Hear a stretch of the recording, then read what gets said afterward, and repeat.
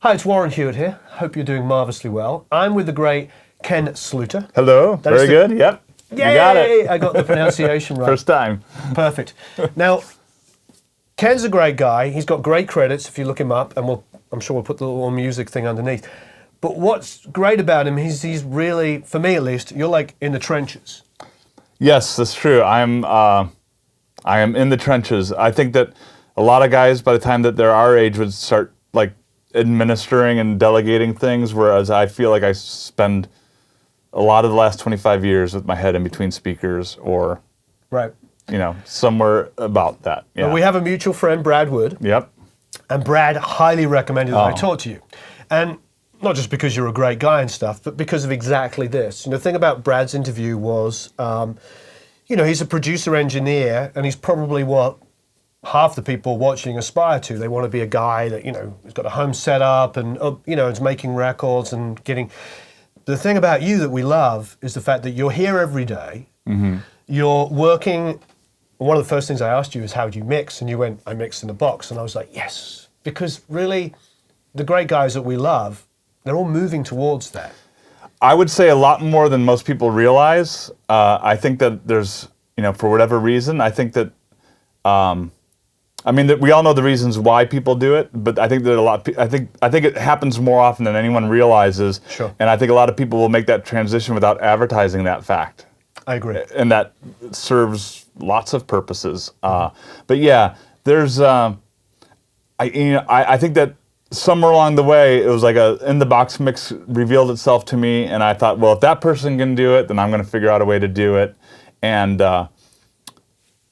also, it's also as your skill level, like my favorite mix is whatever my last mix was. And so great. I don't feel like I was ever at the point where like, I'm like, oh, this mixing environment here can't do what I want it to do. You know what I mean? I've always felt like I did a lot of, traditional mixing. I enjoy traditional mixing, but no one has the money to do it either they don't have the money, or they're just people want to keep everything on the table till the very end. Right. And once you sort of go through the process of doing that a couple times, it's really hard to go back to. Right. The answer is yes before I know what the question is. My job is to accommodate my client, whether that be the label, the producer, the band, or whatever. Is yes. Absolutely. And this helps you say yes.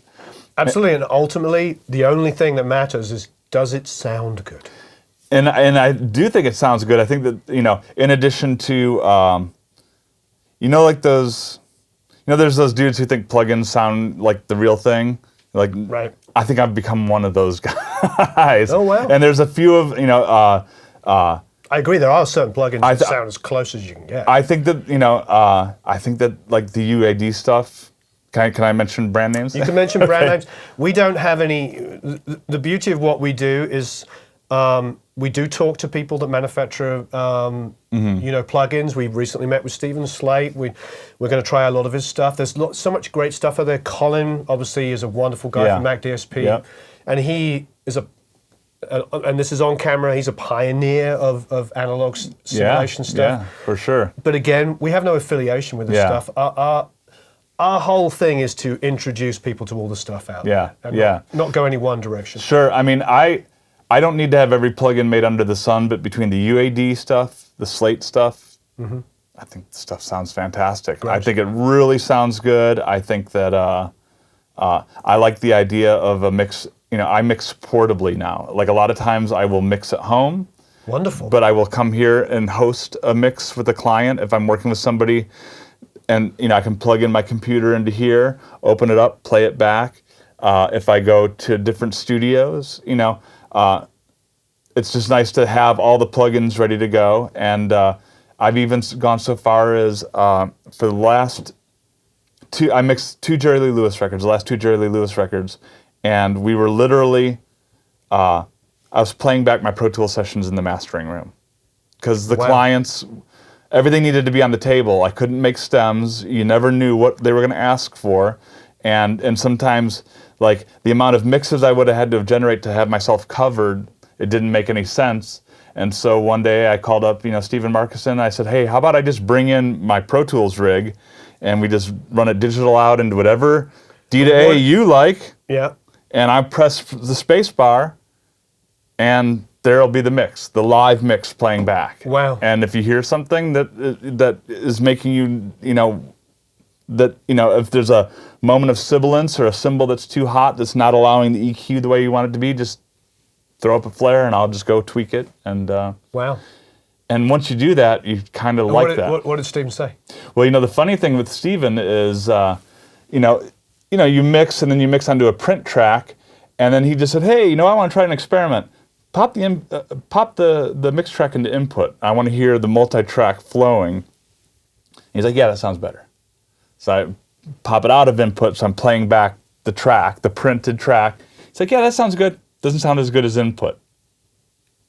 That's, so it's like, okay. So then we mastered everything where it was literally, I think what a mastering engineer, like an ideal mastering situation, and this is getting tangential, but I think a mastering engineer would love as much as possible to have the output of the console go right into his mastering console. Of course. Right? That would be the ideal, and that allowed for that scenario to happen. That's fantastic. When I did a couple of seasons of X Factor, and one of the seasons I did with Matt Squire.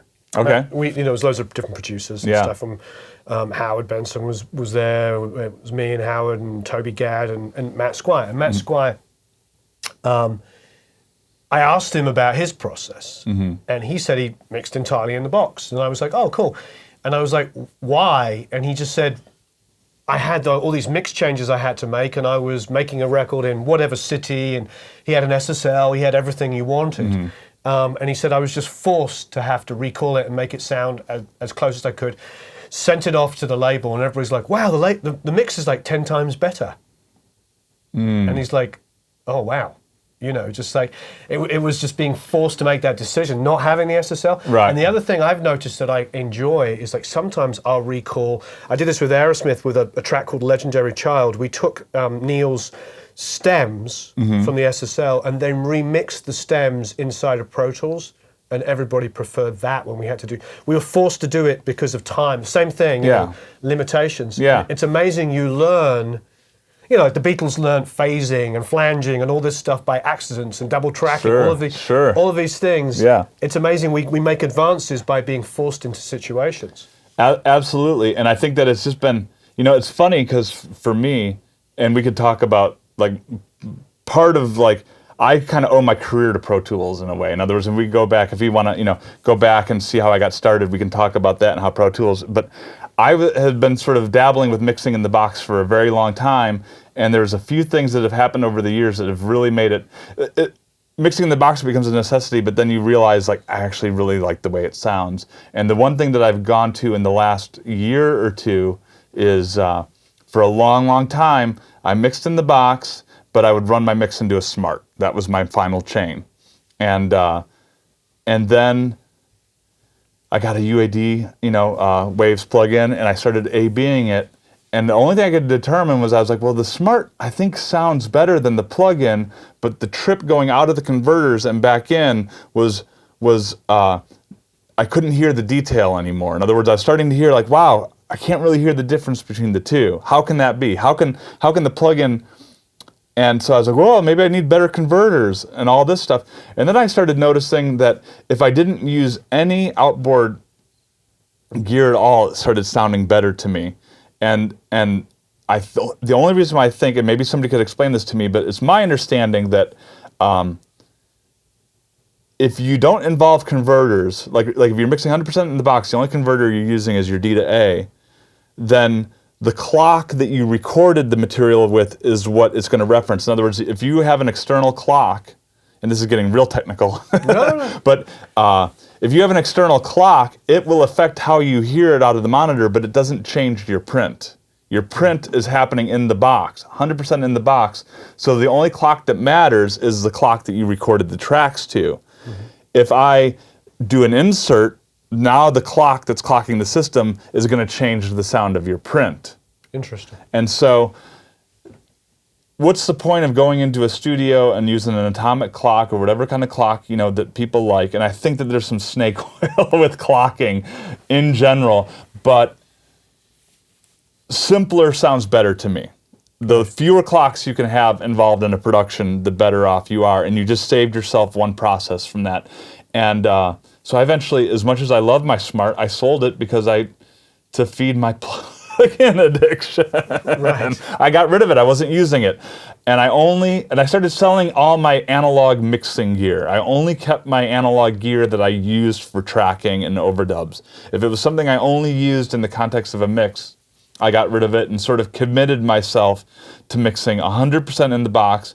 And I think it also sounds better if you decide to go for it. In other words, if you decide like, hey, I'm just going to make this work, because I think that summing, I think that there's, we could all make excuses to why shit doesn't sound the way we want it to sound. You know what I'm saying? And I think that if you commit yourself to it, you're going to actually get a better result out of it.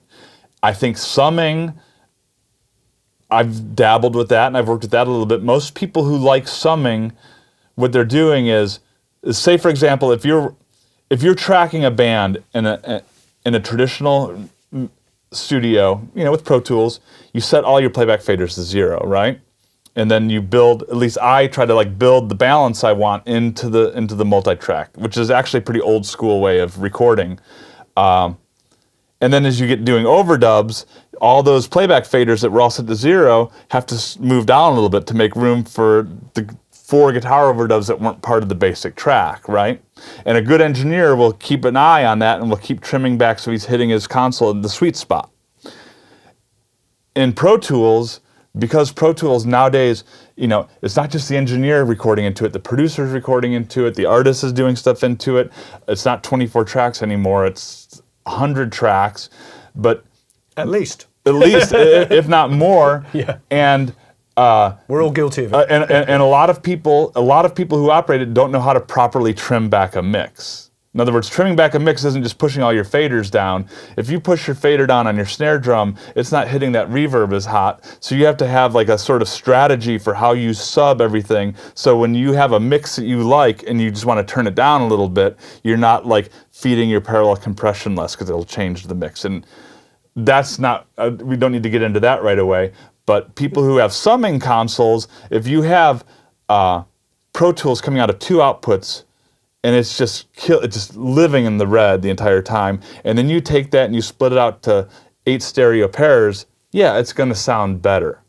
But you could also learn how to do a VCA trim your mix back, and it'll get you to that same spot. It might take a couple seconds longer, but it requires less gear. Once you get into summing, not only is it the summing, but now your clock matters. Now your converters matter. And so suddenly you've raised the cost of your mixing system exponentially. Right.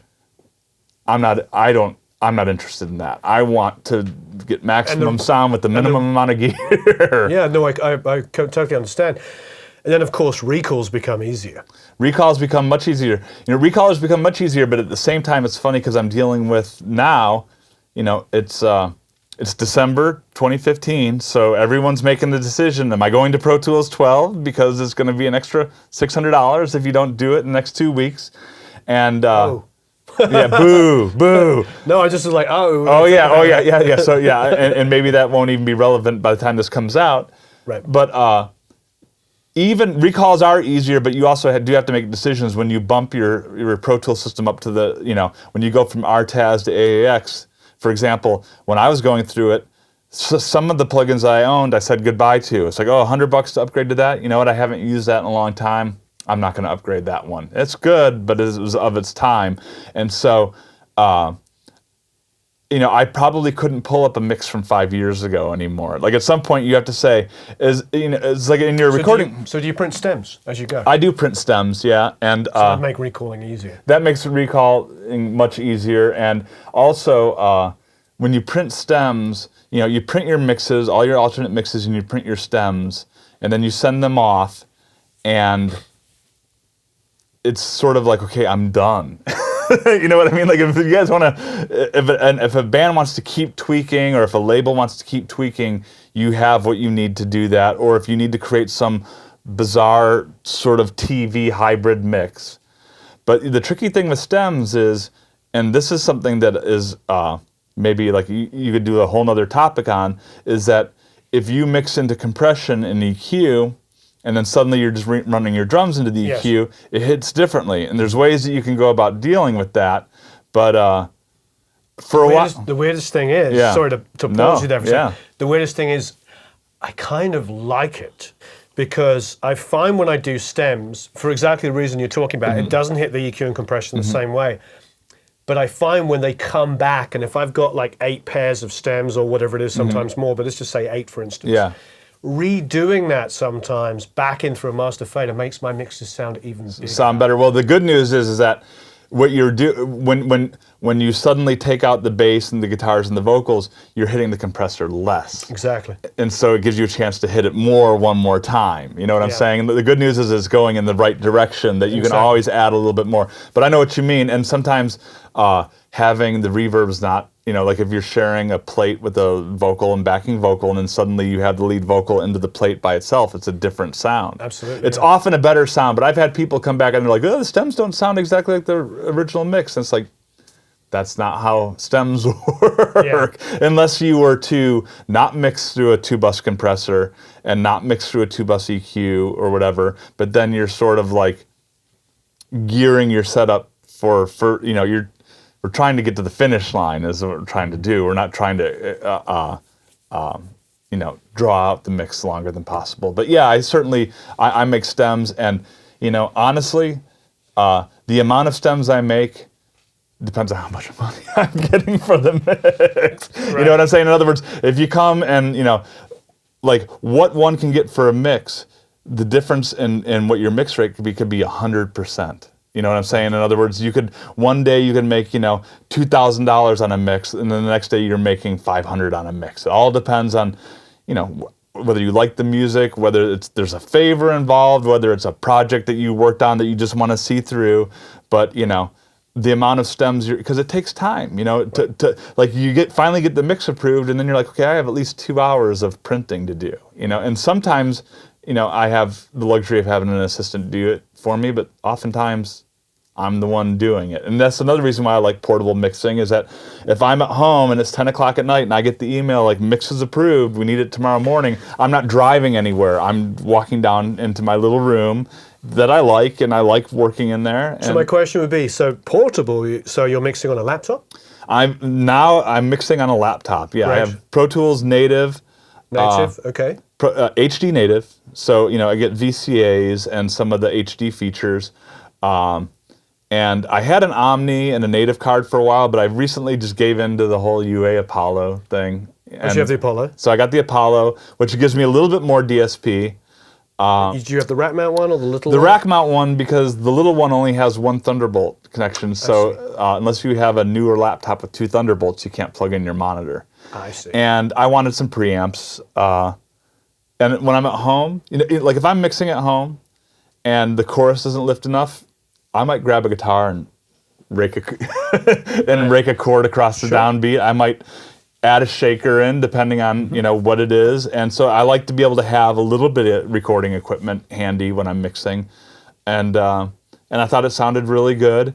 But yeah, I mean, if I'm in the middle of a mix and I'm heading out of town, I'll bring the hard drive with me and my little Thunderbolt box with me. And if somebody asks for a change, I can usually plug in a set of headphones. And I wouldn't want to start a mix that way, although I think it's been done, not by myself. But in other words, if you have a mix that's in an environment that you know and trust, on speakers that you know and trust, and you're happy with it, but somebody wants to try like a little tweak, a little minor, like, the vocal in the pre-chorus could be like a dB louder, just go and make that little change, update it, send it off. No, that's fantastic. Yeah. I'm with you entirely. I mean, I even going back to like the 90s of making records, we'd be mixing and you just have to do what you do. I did an Augustana record, I mixed it with Jim Scott, and we came up and the chorus didn't have enough lift, and I plugged in a Telecaster and we went on the downbeat of the chorus, and it's like, oh, there's the lift, See, I learned that stuff from Jim Scott. I learned from Jim is, I consider Jim a great mentor. He's and he's many people in this town's mentor. But the one thing about Jim is that he doesn't make anything any harder than it has to be. Oh no, I mean his final mixes. I mean, I was with him, working with him on the mixes. His final mixes and my roughs are like pretty identical. Oh yeah. But in a good way. Yeah, yeah. He wanted to know how I did this and how I did that. Well, he doesn't like to reinvent things. He just wants to put like a little bit of his thing on there. You know, I love Jim doesn't recall. He'll redo, but he won't recall. Right. Like, and it's amazing how Jim will just sit there and A/B between a mix and the live mix. You know, here's the console, here's the playback. Push the faders around. And he can get a recall with his ears faster than I've ever seen anyone do, like looking at sheets and stuff like that. Sure. Well, he has that RCA Neve, doesn't he? Yeah. He's got that. He's got a beautiful sounding console. It's funny, you know. I tell Jim about like, oh yeah, I'll update the mixes when I'm like in Ohio. You know, my wife's family's in Ohio, and he just looks at me. He's like, I can't relate to that at all. Yeah. He's not interested in that. That's not the way he does it. But at the same time, I've assisted Jim on mixes, and I learned things from him, and I figure out my own way to put that into here. Well, plus, we all make our name and our careers in a certain way. I mean, for Jim, that's part of right. There's a handful of guys, which I would include Jim with. You know, Jim. You know, Chris Lord-Alge, Al Schmidt. These guys. Why would they ever want to mix in the box? Right. Why would that ever come up for these guys? You know, I can't imagine that it would. And why would anybody hire them to mix in a box? Exactly. Nobody would ever go, I want Jim Scott. Jim, could you just do this on your laptop and not use your beautiful Neve console? Yeah. Which is an inherent part of the sound that you give me. Yeah, exactly. I agree. And you know, the other thing is part of it is, you know, I'm 45 now. I've been doing this for 23 years. I got at least another 23. I'm halfway through. So I want to be a part of the future. You know, I want to learn from the past, but I want to be a part of the future. I don't want to be one of these people that like talks about how everything was great in the 90s and you know, because there were great things about it, but there's great things happening now. You know, it's like the people that say, you know, there's no good music. Like if you can't find good new music, you're just not looking, because it's always out there, always will be out there, you know. And so I just have made a decision that I'm going to be a part of this future, not. And also, I would never want to have if somebody sends me tracks, I want to get working on it right away. I don't want to call a studio. I don't even want to see if my partners are busy in here. I want to start wrenching right away. That's important to me. On a whole side topic, as you touched it, I think there is a lot of really good music. But I think one of the biggest things I'm facing at the moment when I hear the new music is they're all a little afraid to write great songs. Well, sometimes there's style over substance sometimes. That's for sure. Like, you know, like if I listen to KCRW, I hear something that's like, oh, that's cool. In other words, I hear a lot of really good production. I hear wonderful lots of production. Amazing. And whenever I hear it and I like the production, I assume it's the band doing it. You know what I'm saying? I mean, that's how, in a way, I'm cynical. Like, wow, that sounds so fresh. That's clearly the band's doing that in the rehearsal space, because, you know, it doesn't have the Hollywood polish or whatever. But there is, I don't know if people are writing the songs that are going to like stand the test of time, like the timeless songs. I mean, I think that's one reason why people relate to Adele is like, you know, it might be hits on all levels. It might be a little too middle of the road for a lot of people, but it's undeniable that those are timeless songs that, you know, and a good song can be done in any key, with any singer, I mean, more or less, you know, in any style. A great song can survive. It's like a beautiful woman that you can put any type of clothes on and it's still going to be beautiful. Like that's the way a good song could be. And unfortunately for me, I think sometimes a lot of the really good songwriters of our era, it's because they remind people of you know, of a great, you know, oh, this guy reminds me of Harry Nilsson, or this guy is, you know. Sure. I mean, but that said, I mean, it's funny because like I grew up listening to, you know, I grew up like listening to Gary Newman and new wave and, you know, sort of British punk rock, and loved all that stuff. Was totally into indie rock. And then I don't know if it's just becoming a parent and like listening to children's music, but like when my daughter loves Taylor Swift, and when my daughter and my kids started getting into pop music, I was so relieved to not listen to like Backyardigans anymore. Not that I don't appreciate that for what it is, but I was so relieved that they wanted to listen to current music that I start like, maybe you do it like as a Stockholm syndrome like defense mechanism, but maybe you start hearing like, well, man, that's an undeniable hook there. I think you're hitting on with the crux of my point, though. This is the scary thing. The reality is the pop stars write pop songs. Mm-hmm. What used to be when we were kids is the Clash wrote pop songs. Right. Yeah. Yeah. The Clash, like a Clash song is a classic song that could be covered by anyone now. It's edgy. The lyric is incredible. Right. It might London's burning, stuff, but it's still hooky. Yeah. Now I think we're both touching on the same thing, is like there's the bands that have all the edge and the energy, and the production's amazing, but they're afraid to write a song that you can sing along with, or a lyric that gets stuck in your head. The big hook. They're afraid of the big hook. Yeah. The Sex Pistols. Can we say Sex Pistols? We did. Mm. I did. Those were pop songs. Yes, yeah. I did. We're so pretty vacant. Now it'd be like, oh damn, bro, I don't want to sell out and write a pop song. It's like, come on. It's funny. A lot of the music I listened to growing up as a teenager, I thought I was like really like listening to music that was really far out, and then as I get older and looking back at it, it was actually just pop music. It was just pop music, but with like an edgy haircut. Well, but it was great stuff. Yeah. Because pop means popular. Yeah, exactly. Yeah, I grew up on AM radio, mm-hmm. So like if I was to describe every band that influenced me, I would be missing out a big chunk if I just didn't say like all the one-hit wonders of the '70s. All the Dreamweavers and like all this stuff. Sure. That's that like Gary Wright. Yeah, that's big influence on me. No, same here. I'm Queen in my band. ELO, Out of the Blues, one of my favorite albums. Yeah. Breakfast in America, Supertramp. Those are all masterpieces of production and songwriting. Yeah, absolutely. And musicianship. Absolutely. Well, and then the Clash came along and they did punk rock, but they did it with songs and attitude and everything together. It's like, it was a nice progression. It was a great band, and those records actually sound like Sex Pistols, Never Mind the Bullocks, rips out of my speakers when I listen to it. Oh yeah, because they're all done by Bill Price. Bill Price, who did the Pretenders' first record, which is a masterpiece. Yeah. Pretenders' first album will make my top 10 any day. I had a band in Chicago, and on Halloween we would be like another band, and we did the Pretenders one year, and I had to learn all the James Honeyman Scott licks. All my hairs are standing on. Can you get that first album, first two albums, but the first album, unbelievable. And also it's deceptively sophisticated because it just rolls by you and you don't realize how well arranged that stuff is. And I was able to work with Chrissie Hynde on the last Pretenders record. I assisted Don Smith on that, and Chrissie. Oh, Don's one of my mentors. We can talk about Don first. Yeah. That's a whole nother. Yeah, Don is.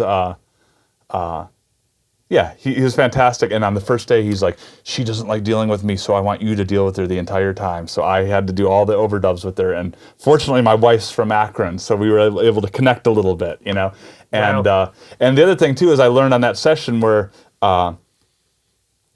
if you, as an artist, if you show up with the goods, I'll tolerate anything. I'll tolerate any rock star behavior. Mm-hmm. I mean, there'd be times where she'd be singing, and I would be like, start crying. Yeah, like I've been waiting my whole career for this, and here's this iconic voice that I grew up listening to that I love, and it's fantastic. But yeah, that's I love the Pretenders as well, and yeah, I love the way those records sound. They're fat and punchy, kick and snare are really loud, vocals loud and proud, and and like the Guy background vocals. Yeah. Ooh, yeah. I mean, it's the Chili Peppers borrow a lot from that. When I hear the background vocals with Flea and stuff, I just think Pretenders. Oh yeah. Those falsetto kind of like the Stones. Obviously, they got a lot of that from the Stones, but that whole sound, that attitude, it just kind of, yeah. It's the Pretenders' first album, or the Pretenders in general. They give me everything. They give me song. They give me attitude. Mm-hmm. It was still middle finger music. I mean, it's Chrissie Hynde. Precious. Make you wanna. I mean, you knew even at 13 what she was trying to say. Yeah, for sure. Yeah, it was funny because, and also I think that Chrissie's not scared of the big hook. Right. You know what I'm saying? And Chrissie was cool to work with, like Hollywood songwriters and stuff. Like she's. Adele, last record, she wrote with Max Martin. When I first heard that she was writing with him, I was afraid. I thought it was going to get like this super slick. But what she did is she wrote with him and then went to somebody else and produced the track, so it sounded like her. Yeah. Very smart. Yeah. You know, she won. That album won Grammys and made all these incredible songwriters and producers' careers even more successful. Yeah. Because most of the record was the demos. Yeah. They didn't use the big name producer, we won't say on camera. Yeah. They didn't use his record. They used all of the demos because they beat out the big production stuff. Yeah. Yeah. So I think, you know, anyway. So let's talk about a song you've mixed. Now this is you said it was a Young Dubliners song? Yeah, this was on Young Dubliners' last record and produced by my friend Tim Boland. Great. And we've been working on all their records for like the last 4 or 5 records. Fantastic. And this is a cool one, and I'll just kind of go down and sort of describe. And this is a few years old, so we all have our templates tweak and evolve and stuff like that. So I kind of got to get back in my mindset. But I'm a big fan of the top track is usually the print track.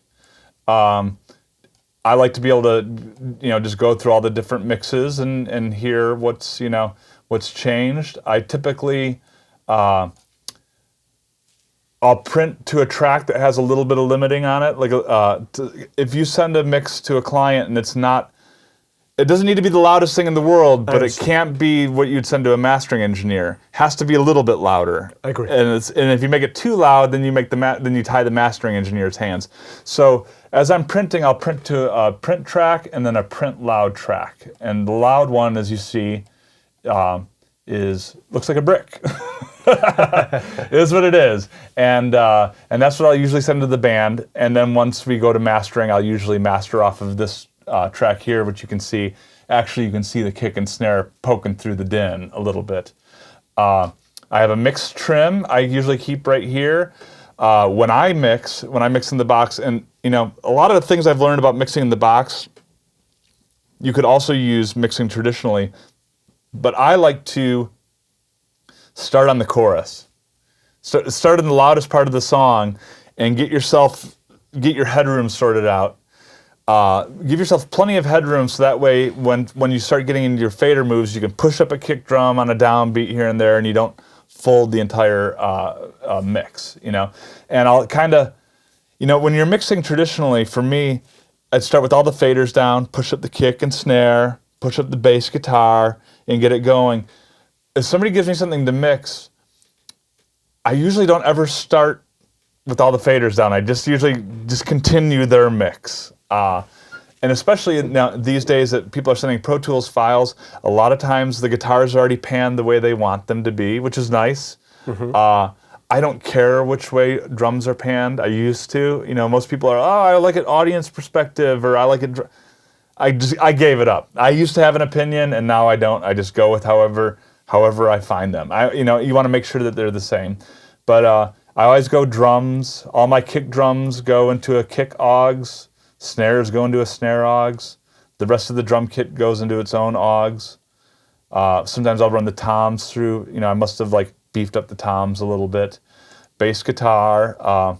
The DI, I always add a little bit of Sans amp. I usually like to make the DI, if you solo it up, it sounds a little too distorted, but then you put it in the track and you don't hear it as distortion at all. The Sans amp I think it comes stock with Pro Tools now. Yes, it does, I believe. Greg Fiddleman has a preset called Itchy Bass that I'm very fond of. That's Itchy Bass. Itchy Bass. He was surprised when I told him that one time. He's like, it's just kind of one thing I did. And I'm like, no, that's kind of my go-to. I usually put the synth bass next to the bass. Guitars, as you can see, this is probably guitars through the whole tune and the chorus, whatnot. Going down. Your vocals. This is something worth mentioning. I'm just kind of, as I'm seeing things, everyone asks, people, what's the best de-esser? To me, my favorite de-esser is clip gain. Sure. I'll use de-essers, but I really try to go through a vocal and get all the S's and T's and breaths. I'll do a round of just turning them all down. That always sounds best to me. A vocal double and background vocals, I'll throw de-essers on. I don't care, but the lead vocal needs to have, the S's need to be crafted, in my opinion. In other words, I want a little bit of sibilance. I don't want something that just pushes everything down. It sounds unnatural to me.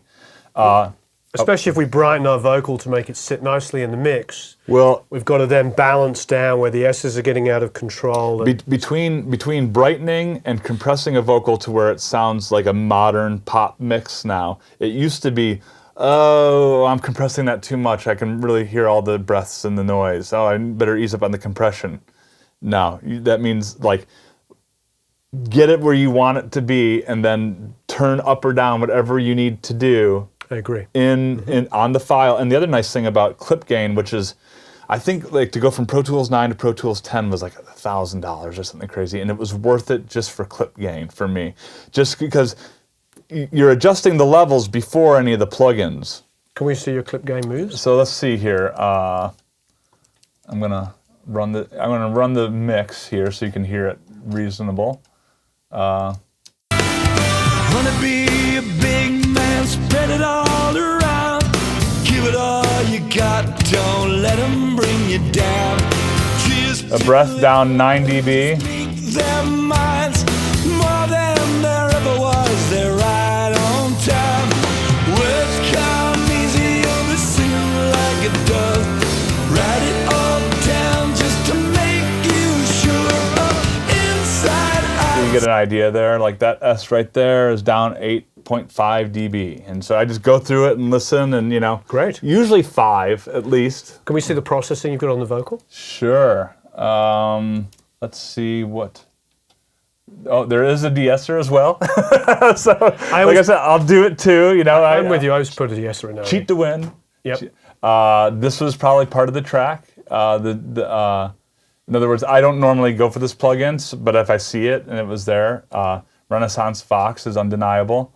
And then I probably also have like all the lead vocals go into a sub, and the sub has some SSL, brightening it up a little bit, 8K, a little bit of 1.5. That's sometimes a little bit of mid-range is helpful. Take a little bit of the rumble out. High-pass filter is, these days, Joe Ciccarelli got me out of the habit of just, he's like, when you cut too much low end out of a vocal, it always makes it work and it always sounds good, but I'm feeling a little shortchanged. I'm try to keep the low end in there as much as you can. I run a low octave on the vocal quite often. Really? Oh, that's cool. Especially on vocalists that are up here the whole time, and then I'll blend it very low beneath to get the tone. Just to get the tone. It doesn't even have to be audible. Yeah. Well, there's a lot of things in mixing that don't need to be audible, but they just sort of utility stuff. Like, sometimes a percussive element or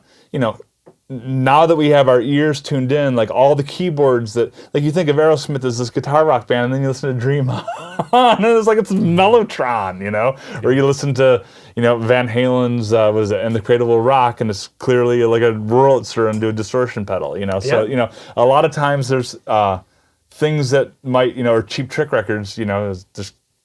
Or the Stones didn't have a piano player, but piano is like one of the main instruments in their entire career, Well, they did. Ian Stewart was the Ian piano Stewart. player. Well, as my understanding, he founded the band, but was like a few years older, and so he wasn't. He was in the band except for in the pictures. He wasn't in the pictures, right?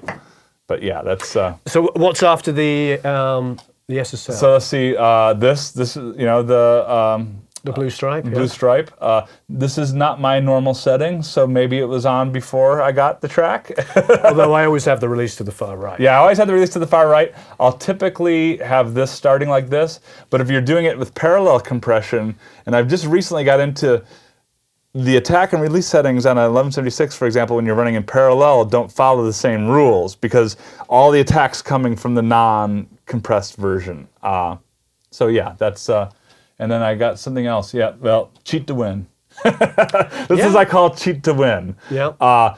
This is a few years old. In the last year or two, I've sort of made this thing where the lead vocal, I'm going to build that sound from scratch. Backing vocals, I'll run the CLA backing vocal, answer me or start me up. Bam, gets you to the finish line faster. But the lead vocal, I do try to craft more often now.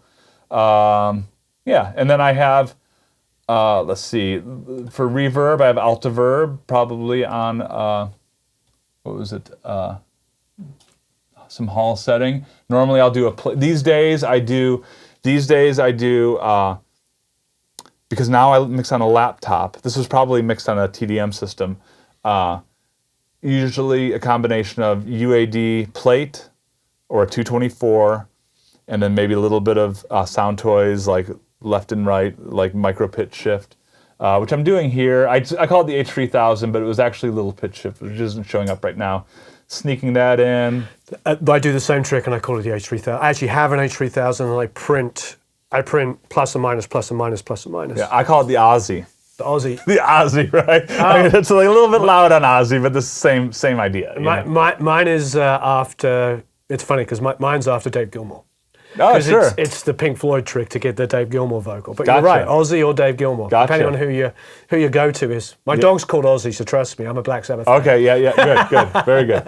And then I have like a little bit of echo. Usually I have, and on this song, it didn't come up obviously, but in my template I have a vocal slap, which these days is typically like a UAD tape echo. Mm-hmm. And then I have like a vocal echo that's set up for MIDI, like it just goes in time.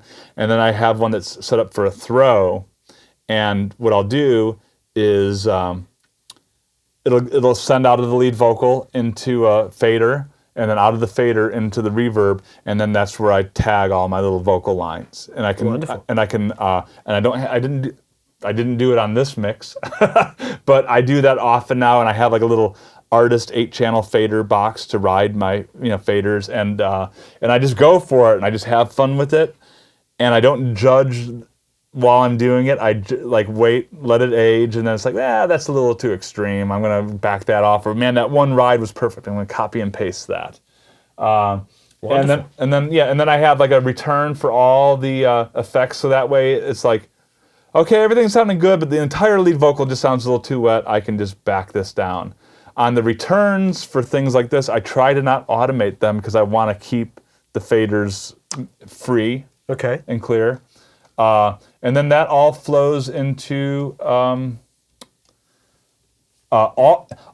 the tracks go into like subs, like, where are they? Like, drum sub, percussion sub, bass sub, guitar sub, guitar solo, keys, and then that all goes into a VCA, and I'll sit there and I'll just tweak and trim that mix until it's just right, and I try to not automate that as well, but I will sometimes, and I probably didn't do it on this mix. It's not uncommon for me these days to this is your chance on your mix trim, and I'll just do it now. It's not uncommon for me to just take it and take the verses and knock them down a dB. Take the pre-chorus. Sometimes I'll knock that down like that. So so it goes a little bit quiet. So the chorus comes in and kicks. Sometimes if you can hear it, you gotta undo it. But it's and you're not gonna hear it at the moment. But it's when everything's all done and I feel like I got the mix trimmed in a good spot, I'll write a little bit of automation in there to make things sound more drastic and dramatic. Right. And that seems to help quite a bit. But I always go down. You don't go up, because then you're folding your mix too far into your... I do very similar things. Yeah. And it will even do that on a final mix to exaggerate if I'm sending it out. Yeah. What I mean is I'll literally, I might go in there and gain up sections afterwards if I don't... onto the file. If I have to. Sure. If I'm trying to produce... I learned that, and I'll say this on camera, I learned that because when we were doing the second Frey record, we sent out to a whole bunch of mixers. And a couple of guys, and I'm not going to get into their names, but one of them is probably the biggest pop mixer in the world. You can leave who you think that is down below. And his mix was an L2 blob, of which the verse was a dB down and the chorus was a dB up. And it just was like blobbed like this.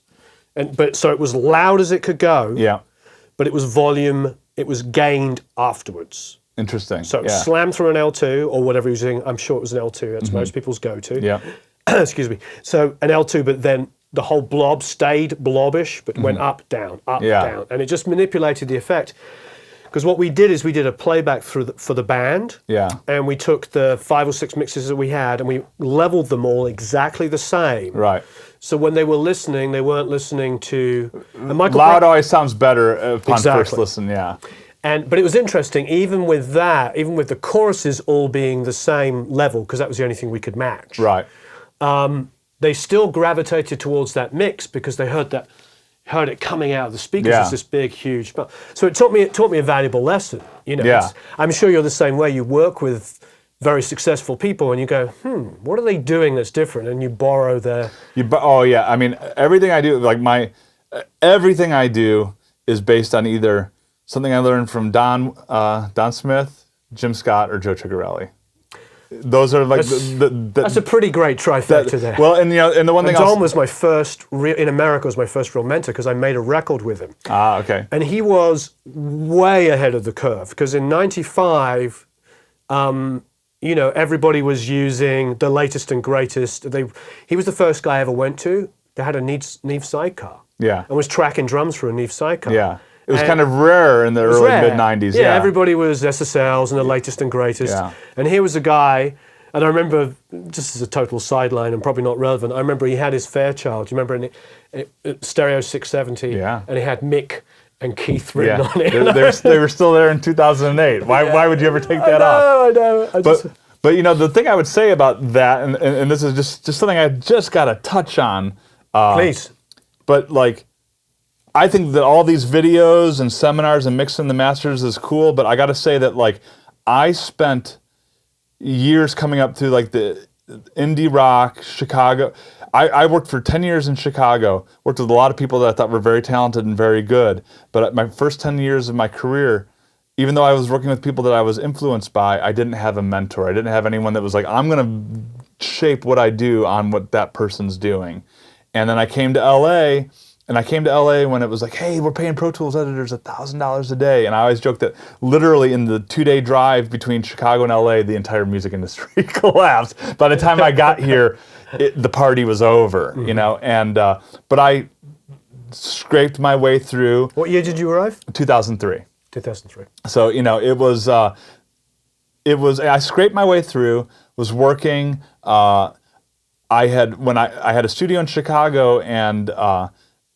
Damien, the singer from OK Go, was our intern. He used to run and get our food and stuff, And he's always, I'm not getting enough hands-on time, And then finally he played me something he did, and me and my partner were like, whoa, this guy's pretty clever. Yeah. This guy's got some talent. And we kept in touch, and I was able to do some production work on their second record and worked with them a bit, but was just kind of scraping around in LA, hit 2007, and decided hey, this isn't happening for me. And I don't want to get into doing something else, but I might have to do something else. And it occurred to me, getting into another profession would be starting at the bottom somewhere else. And I'm like, I still want to do this. I'm going to start at the bottom again here. And so at the time I was 36 years old, had records I had co-produced and a bunch of Mekon's records and stuff from Chicago indie rock days. But I was talking with Jim Scott once, and I'm like, hey, if your guy's not available, I'm glad to fill in. I'd like to hang out with you. And just thought, I'm going to network a little bit. So I decided, I'm going to start assisting just so I can meet some more people. I need to expand my network. And so I went in and decided to assist. So in other words, when I've had the mentorship relationships were assisting and making not much money, and I have 2 kids at home, and it was an investment in this is going to be a hardship for me, but I think it's worth doing. And I won't know that from years from now. And I went into it hoping to get expand my network and meet more people, and I ended up becoming retrained. I had a lot of bad habits that these guys taught me, okay, this is, Don will teach you, focus on this. I remember when I was working on the Pretenders, he's like, okay, so the lead vocal fader's by you. I want you to ride her vocal the entire time. So I'm riding her vocal as we're recording, and Don's mixing the band, moving the faders while we're recording. And it's like, oh, well, I thought we had the recording level set. And he's like, no, man, we're mixing now. We're always mixing. And then at one point, Christy's like, Don, did you change my vocal? No, didn't touch it. So I kind of took my hand off, and he's like, get your hand back on that fader. Mm-hmm. We're going to make this record now as it's going down. And so I had that experience of working with these guys, but I had to do it as the assistant, you know. And the one thing I'll say is, you know, these days everybody with a laptop in Silver Lake is a record producer, and I chose Echo Park now, or downtown. Maybe it's even downtown, and that's cool, and I admire that. But I wanted to work with producers, and so I wasn't going to go around and hand out business cards and, you know, hang my shingle as a producer. I stopped hanging my shingle as an engineer. I wanted to assist. I was able to work with Fiddleman, Sheps, you know, Jim Scott. Never really assisted Ciccarelli, but I used to, when I was in Chicago, I hosted, meaning an engineer would book my studio and I'd get them up and running. You know, I'd make sure that they were happy. I didn't sit there and take notes and get coffee and stuff. But it's very similar to assisting. And so I would recommend to a lot of people who are trying to break into this business, it's getting harder and harder. Those opportunities aren't there anymore. The hierarchy of, like, you know, intern, runner, assistant, and then you have to do things like when you're the assistant engineer in Hollywood, like the first engineer might split for 4 or 5 days, and you have to run the session. You're not going to get an engineering credit on the record. That's what you do as an assistant, and you tough it out, and you have to do those things. And nowadays, as you see, you know, if you work at Sunset or Henson or East West, or, you know, the guys on staff there have been there for a long time. It's like it's not like, oh, I worked on one project and then I took off, you know, and now I'm like, you know, like, in other words, you have to do your time and you have to pay your dues. And if you can get yourself in a situation, I will say all the guys that are, I've been engineering, you know, making records at Sunset for years now. I will say all the assistants, Jeff Neal and David Schurkold and Graham, I'm blanking on Graham's last name, sorry, Graham. Graham Hope. Graham Hope. Yeah. And Graham's made more records for me than anybody. So Graham, David, and Jeff, I always give them an engineering credit. That's, well, and you know, because even though they're setting up my thing, I don't want to be sitting at Pro Tools like this. Yeah. I want to be working with the band. Well, and also, like, if you're producing, focus on the credit you care about. And give, on the Jerry Lee record, I was like, as long as I get mixing credit, I'm going to give all the assistants, you know, I'm going to list them all as, you know, because at one point I was like, well, who assisted on this project? Well, did they? And finally I was like, hey, just give them all engineering credits. You know, let's do that. And I think that those guys, you know what people don't realize is, as an engineer, like, I will think of different studios, like, we could talk about the Neve consoles and the U47s and stuff, and that's all important. Parking's important. How clean is the bathroom? That's important. How good are the assistants? You know, part of being an assistant engineer is understanding, and this is funny because when you get outside of LA or Nashville, I haven't worked in Nashville, but I would imagine when I became an assistant in LA and when I was becoming retrained, it was about the downbeat. In other words, 10 a.m. downbeat, meaning at 10 a.m. we have to be ready to record. It doesn't matter whether the band's here or not. If we're not ready to record at 10 o'clock, then you failed. It doesn't matter if there's 50 microphones in the session. Then you show up at 4 in the morning, start setting up, or you set up the night before, you know, and you make it happen. And it's very important for me to work at studios with good assistants, especially nowadays that people, they show up and they do the grab and go. We're like, we're going to show up and we're going to record and we're going to get a bunch of takes and then we're going to go home and edit our takes on our Pro Tools rigs.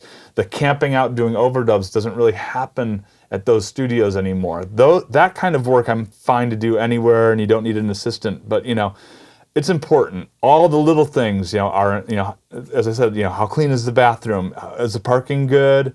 Is it, you know, all those things are really important to me, you know, and you have to think of your client and think, are they going to be happy here? And just, if you have a chance to get, there's value to, if you can be a part of that experience, whether it's in LA or Nashville or New York or wherever it is, I think that, like, you might have a longer career if you have that experience as opposed to designating yourself as the producer on day one because you're recording your buddy's indie rock band in your laptop.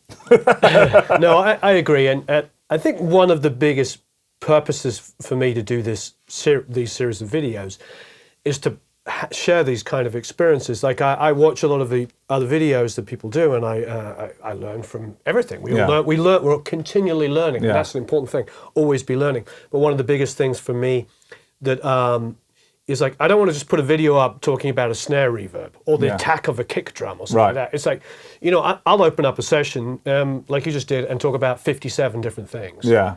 You know, to me, it's like it's a whole experience. You know, this is invaluable stuff because you're in the trenches, you're making money at music doing this every single day. We're talking about, you know, summing versus non-summing, mixing the box versus not mixing the box. These are really, really important things. Yeah. And as we just admitted, like Jim and Don, God rest his soul, you know, these were wonderful people, are wonderful people, and were wonderful people that really taught us a lot of information. But they're not necessarily working the way that we work. Right. But the ethics, their approach is so important to soak in. Yeah. Because you can still take that in, and you can be on your laptop. Yeah.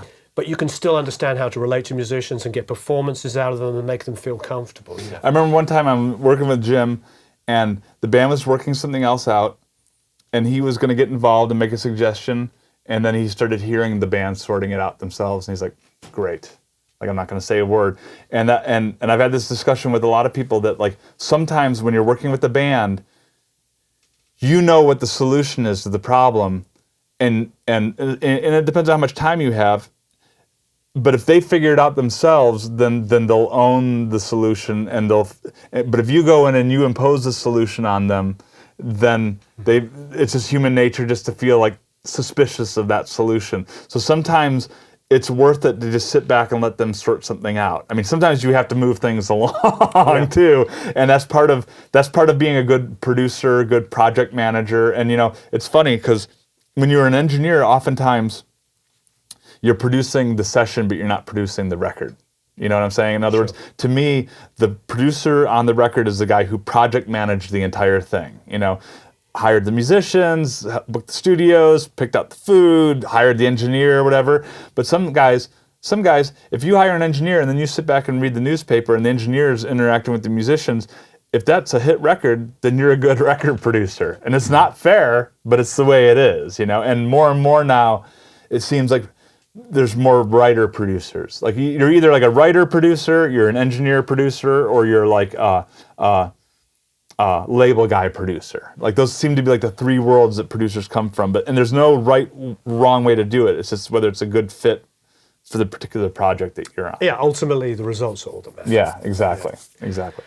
And you know, we've been on all those records, so we know the differences. Yeah, and sometimes it's funny because sometimes you really have to like get involved, and sometimes you got to keep your head down. Sometimes your engineering in this town is about keeping your head down and being well, what do you mean invisible? Like, if you're an engineer and you show up and you think every project is like a collaboration between you and the band, like a sonic collaboration, you might alienate yourself from the band. That works sometimes, but in this town, oftentimes you're there. I always tell people, like, engineering, it can be a creative field, but you're really hired to be resourceful, not creative. And if there's some overlap, that's cool, but like, you're not the artist on the project. You go do your own side thing, right, if that's the case, And for myself, as much as I would like to have like shown up like with like headbands and dressed like the band, that just wasn't me. Mm-hmm. Just wasn't me. I'm the resourceful guy. I'm the guy that will make what you want to happen. There's a great quote. I've used it 100 times before, so I apologize in advance, but Dave Jordan once told me in the 90s when I made a record as a musician with him, he said, production sometimes is going in there, rewriting the songs, changing the tempo, ripping everything apart, and other times just getting out of the way of the band and helping them make a great record. Yeah, yeah. And it's really having that skill set. I think unfortunately, a lot of up-and-coming guys, because of the nature of the technology, know how to make records that way. Mm-hmm. They know how to record something and make it tight and make it in tune and all of these kind of things. And that is a big part of what we do. Yeah. But not always. No. And so don't let the technology dictate how you make the music. There was a point when pushing everything to the grid and having everything perfectly in tune sounded fresh. There was a vibe to that. That's not the case anymore. I will tune and tighten things if I'm distracted. If I feel like it's a better song, I'll do it. Or if somebody wants me to do it, I'll do it. Right. Even if I don't think it's what needs to be done. But like flams distract me. Sour singing distracts me. A bad note here and there never distracts me. You know what I mean? So yeah, I think it's like knowing when to do it and when not to. And I've done it, you know, it's custom work, case by case basis.